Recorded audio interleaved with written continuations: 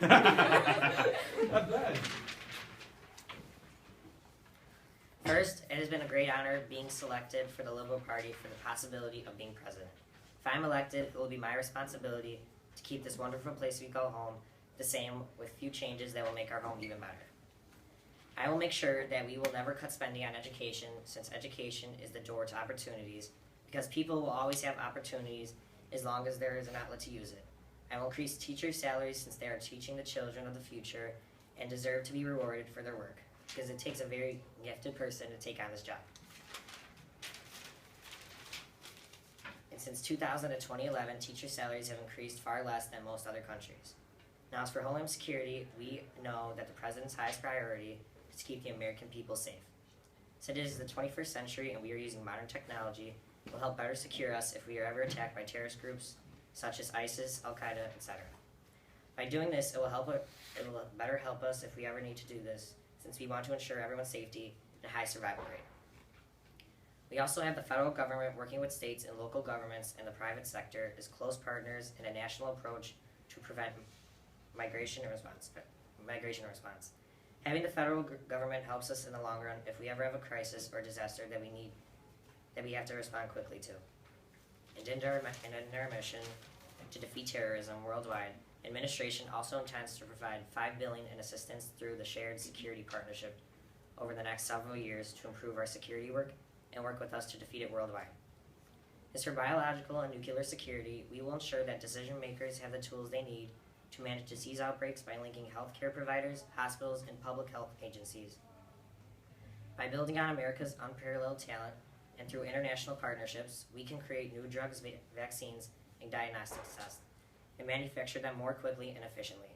We can strengthen our nuclear security by enhancing our nuclear detection architecture and ensuring that our own materials are secure.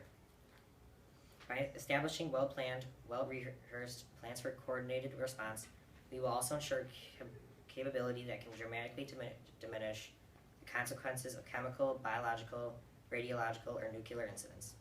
Gathering, analyzing, and effectively sharing intelligence is vital to the security of the United States. And in order to prevent threats, including those from terrorism, we will strengthen intelligence collection to identify and intercept those who intend to do us harm. As an American, I am aware that the United States is an increasingly digital nation where the strength and vitality of our economy, infrastructure, public safety, and national security have been built on the foundation of cyberspace. Despite all of our efforts, our global digital infrastructure, based largely upon the internet, is not secure or resilient enough today and future purposes. But if you elect me president, I'll make sure that all of your personal documents are saved. Furthermore, the Obama administration has already effectively managed severe extreme events, including severe snowstorms through the Midwest, record flooding in North Dakota and Minnesota. Our goal is to improve coordination and actively listen to the concerns and priorities at all levels of government, which I will do to help find a solution to those problems. And in doing so, we can create better evacuation planning guidelines, increase medical surge capacity, and increase federal resources and logistics to better support local emergency planning efforts. Additionally, we will develop detailed interagency contingency plans for high-risk attack and disaster scenarios and test these plans through realistic exercises. Finally, we support efforts to provide greater technical assistance to local and state first responders and dramatically increase funding for reliable communication systems. As we know, people immigrate to America because it's a place of freedom, prosperity, and opportunity. I support legal immigration and illegal immigration. Our opposing party feels that only legalized immigrants should be allowed to cross and let in. If we only allow legalized immigrants, we as a whole are missing out on great opportunities that come with both legal and undocumented immigrants. Immigration in general is good for the economy. Legal immigrants do help contribute to jobs that aren't commonly wanted. But this year, only 2 million immigrants have been granted the right to cross. If we allow more, imagine the taxes. More illegal and illegal immigrants will pay them. More undocumented immigrants would pay taxes if they didn't have to worry about deportation. If we let undocumented immigrants in, it would increase the amount of different ideas from everywhere else. If we cut out the undocumented immigrants, we are basically cutting ourselves from the rest of the world. Remember, diversity helps strengthen a population.